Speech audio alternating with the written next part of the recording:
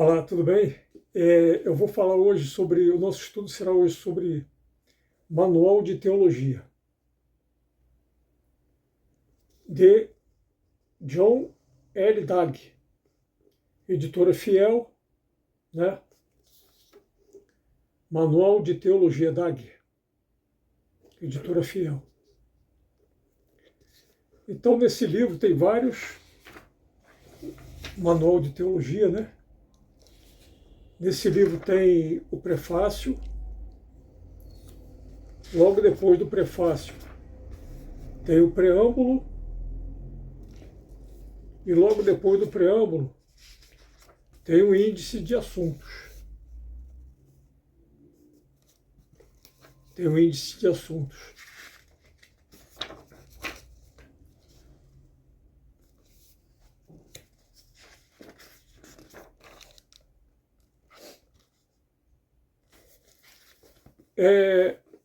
Esse manual de teologia aborda vários assuntos sobre a inspiração, transmissão e a autoridade da Bíblia Sagrada, os atributos de Deus, a queda e salvação do ser humano, a graça de Deus sobre a ressurreição, o reino de Deus, o juízo final, etc. Mas o que me chamou mais atenção foi sobre as doutrinações a respeito do inferno, que, por sinal, é o último assunto deste livro. Está no final dele, no 8º livro, capítulo 5, e que vai da página 289 até a página 301. Ou seja, esse livro dedica umas 13 páginas, suas últimas 13 páginas na abordagem desse assunto. Vou comentar somente os pontos que mais me chamaram a atenção nesse estudo específico sobre o inferno. Não sei se eu fico muito feliz ou muito triste com as interpretações desse livro, mas no início da página 290 diz que Deus se revelará em chamas de fogo, tomando vingança contra os que não conhecem a Deus e contra os que não obedecem ao Evangelho de nosso Senhor Jesus. Concordo em parte com isso. Entretanto, porque Deus se vingaria dos que não conhecem a Deus? Os que não conhecem a Deus precisam conhecê-lo, precisam se converter, conhecer o seu amor, o seu grandiosíssimo poder e a sua infinita misericórdia em perdoar. Vejam o exemplo do apóstolo Paulo, que de maior perseguidor e matador de cristãos se tornou no maior deles. Quanto à segunda parte desta frase, quantos que se dizem cristãos e cumpridores da palavra de Deus, mas são hipócritas? Pecam como se nunca tivessem ouvido falar de Jesus. No final dessa mesma página diz que Deus não veio para julgar o mundo, mas para que o mundo fosse salvo por ele. João 3,17. E para nos livrar da ira vindoura. 1 Tessalonicenses 1,10. Eu continuo concordando plenamente com isso, mas Jesus Cristo não irá fazer isso, pois o Senhor já fez. Ele já nos salvou, ele já nos salvou. O Senhor Jesus Cristo já nos salvou. Já salvou toda a humanidade com seu estupendo poder sobre o inferno, sobre Satanás e sobre a morte. No início da página 291 diz: a inteligência finita do homem não pode conceber o poder da fúria de Deus. Pois se fosse dado a cada ser humano esse conhecimento, todos se converteriam imediatamente. No final dessa mesma página também diz: porém, a perdição eterna é algo futuro, não visto e não sentido. É exatamente o que acontece com o rico condenado no inferno, onde ele clama, suplica, implora para que seus 5 irmãos vejam como é ali e possam se converter imediatamente, para que não venham para aquele mesmo lugar. Mas isso simplesmente não acontece, porque eles iriam se converter por medo do inferno, para fugir do inferno, e não por adorarem e amarem o verdadeiro e o único Senhor Deus, que não quer conversão por temor, mas por amor. No início da página 292 diz: o inferno preparado para o diabo e seus anjos, Mateus 25, 41. é preciso esclarecer que Jesus não diz que o fogo eterno foi preparado para os seres humanos, mas sim para o diabo e seus anjos. Leia o referido texto bíblico e repare isso. Quase no final dessa mesma página diz que no inferno o seu ódio por Deus será completo e blasfemarão o nome dele. O curioso é que nesse livro não apresenta um único texto bíblico que justifique essa interpretação. Muito ao contrário, essa interpretação contradiz Romanos 6,7, Romanos 6,7, onde o apóstolo Paulo, inspirado pelo Espírito Santo de Deus, nos revela que, com efeito, quem morreu ficou livre do pecado. Vou repetir para vocês. Com efeito, quem morreu ficou livre do pecado.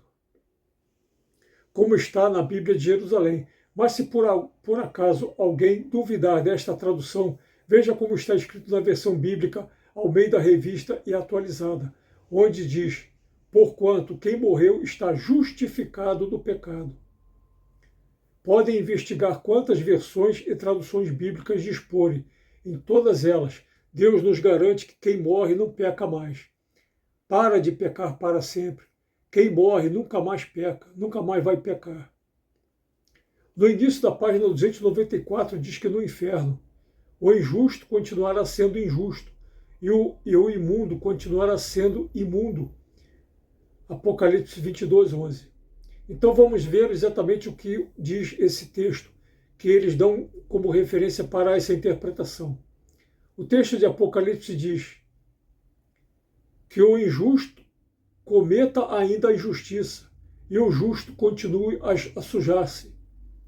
Quando esse texto diz cometa ainda e continue, não precisa ser professor de português para se constatar que se refere ainda a esta vida material, ou seja, o texto está se referindo ainda a esta vida e não depois da morte. Se o texto estivesse conforme essa interpretação que deram, iria contradizer novamente Romanos 6,7, que acabamos de ver. Também contradiria o que o apóstolo Paulo nos revelou sobre a ressurreição em 1 Coríntios 15, versículos 42 a 44, onde diz, semeado corruptível, o corpo ressuscita incorruptível. Semeado desprezível, ressuscita reluzente de glória. Semeado na fraqueza, ressuscita cheio de força. Semeado no corpo psíquico, ressuscita corpo espiritual. Então vamos analisar esse texto. Como é que pode um corpo incorruptível, reluzente de glória e cheio de força permanecer no inferno?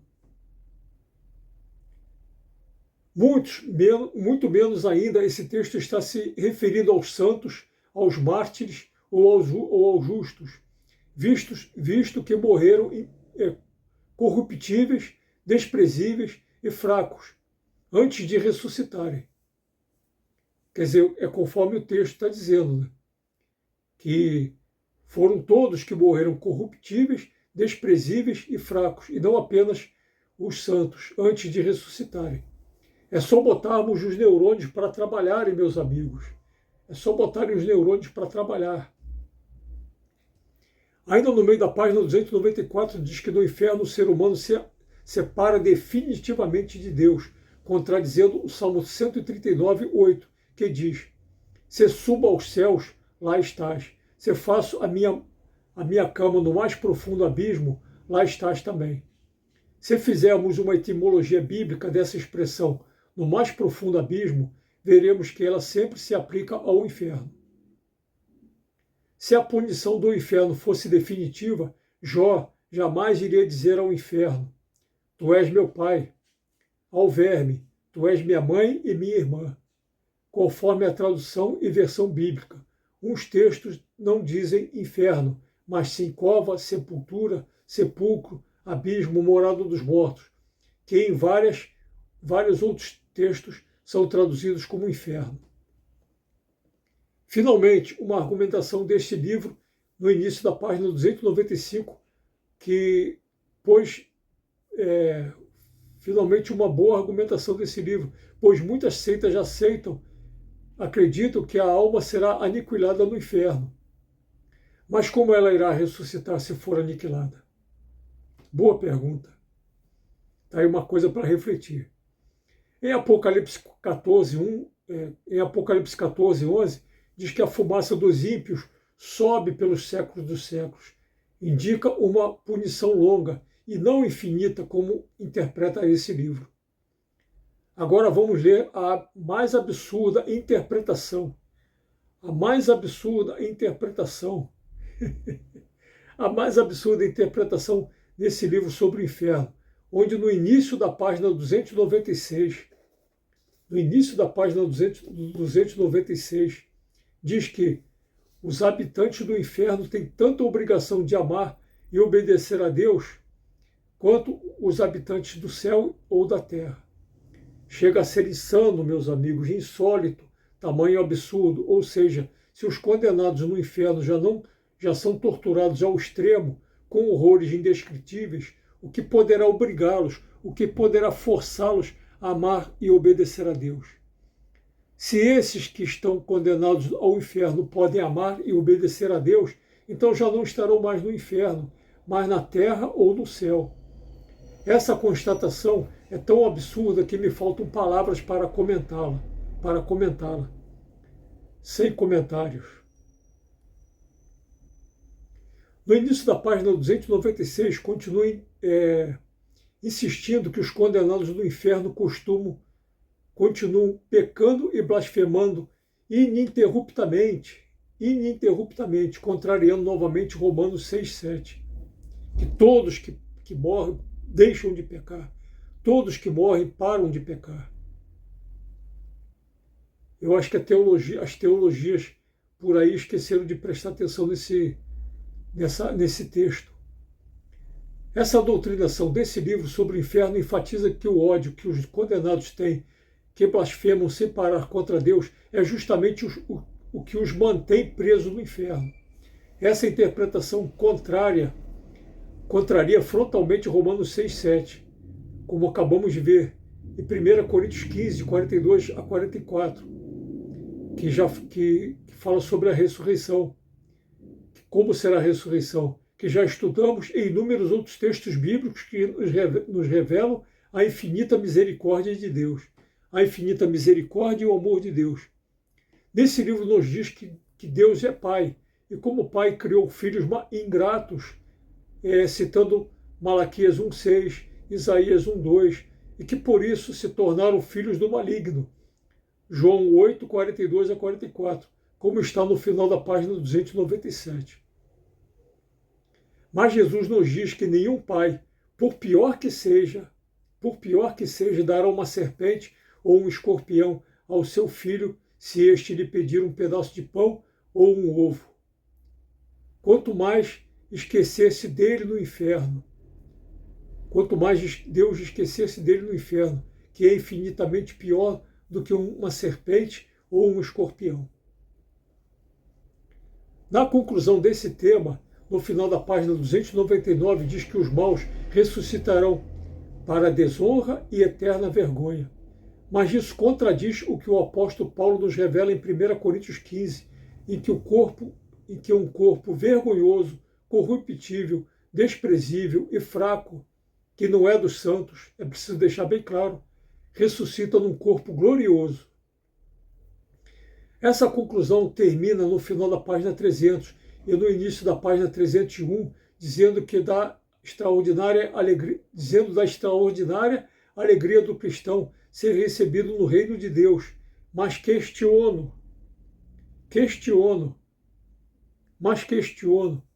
que alegria é essa desse mesmo cristão saber que seu pai, seu filho, seu irmão, um ente querido ou um grande amigo irá para o castigo indescritível do inferno por toda a eternidade? Onde é que existe alegria nisso? Minha gente, pensem um pouquinho, raciocinem, pelo amor de Deus. Qual é a alegria de entrar no reino de Deus sabendo que pessoas que se amou a vida inteira vão passar toda a eternidade no inferno? Qual é a alegria nisso? Ou quem vai para o inferno, ou Deus vai esconder de quem vai para o céu os seus entes queridos que vão para o inferno. Quem tem o mínimo de neurônios dentro da cabeça vai refletir sobre essa tão incômoda pergunta. Os textos bíblicos que revelam a existência do inferno precisam urgentemente sofrer uma profunda e rigorosa exegese e hermenêutica, como acabei de fazer neste vídeo. Já tem anos que fiz um vídeo para o YouTube fazendo uma profunda etimologia das palavras castigo eterno e fogo eterno de Mateus 25, 41 e 46, respectivamente. Assistam, por favor. Desde o nefasto Concílio de 553, onde foi promulgado o dogma de fé de que todos os seres humanos que vão para o inferno jamais sairão de lá, é que a Igreja vem distorcendo as interpretações bíblicas sobre o inferno no intuito de manipular pelo terror, povos e nações. Se gostaram deste vídeo, se inscrevam, dá um like, ativem o sininho, que Jesus Cristo, nosso Senhor, Deus e Salvador, tenha misericórdia de todos nós. Aleluia.